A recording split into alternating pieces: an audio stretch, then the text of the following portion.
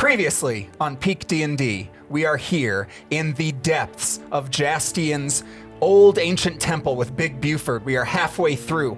There are two water elementals that are lost souls trying to find their way. Lanterns pointing in different directions to help them out. We strategically find the ways to point the lanterns in the correct way to find the lost souls to get their way. Then it gives us a relic that I forget what the relic is. The lantern. The lantern. It gives us which we need to find the traps in the hallway, which we need to find in the library the books that will give us the Pentagon stones to help us get the God Stone of Jastian. It's a dense episode. Then there's a treasure, but it's fake. We find a conch shell, and then we end up in a bony palace.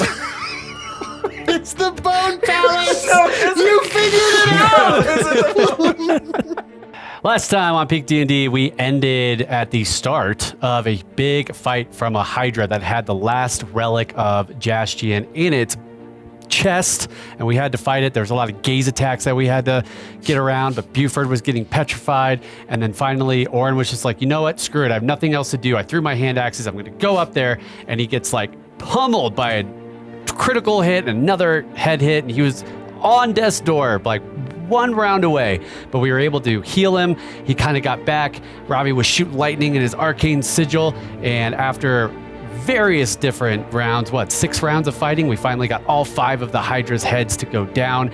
Robbie went and dove in and got the sword, brought it back up to Buford, and Buford did his caster low ritual, and all the things were swirling around, and all of a sudden in the pale green light, Jastian came up and was like, hey Buford, what's up?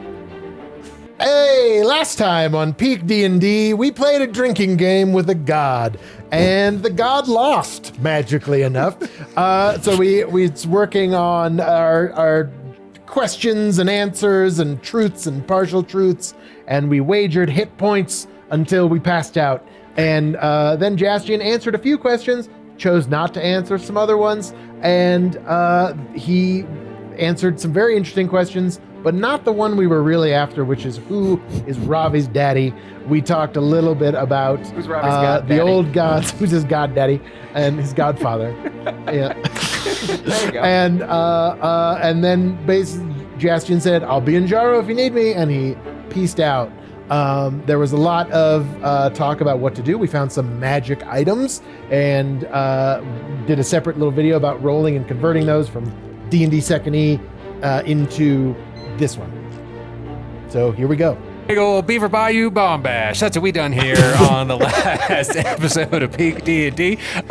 So we're on the longboats to Jaro, and we stop in Beaver Home, which is like a more country spot of Beaver Town. And it's straight up deliverance minus the questionable stuff. And we there was some talking about like the state of the world and what do we do next, but the truth is we don't actually know what's going on, so it's like, let's just get to Jaro. And then I decided to have a dream. I was like, oh, Sorella, what's up? Thank you. And then I got this tripped out dream with like Dad, and there's a whole bunch of blood, and it's kind of like The Shining, and we're cruising through the bayou, and then all of a sudden like I have this like spidey sense because of Godstones. Cold branded. Then yeah, right, exactly, because my God branded me. Cool. And but then there's like people with a bomb who are trying to get away, but then they summon the trees to life, and then the beaver love trees, so that's a big fight, and we're in a big fight.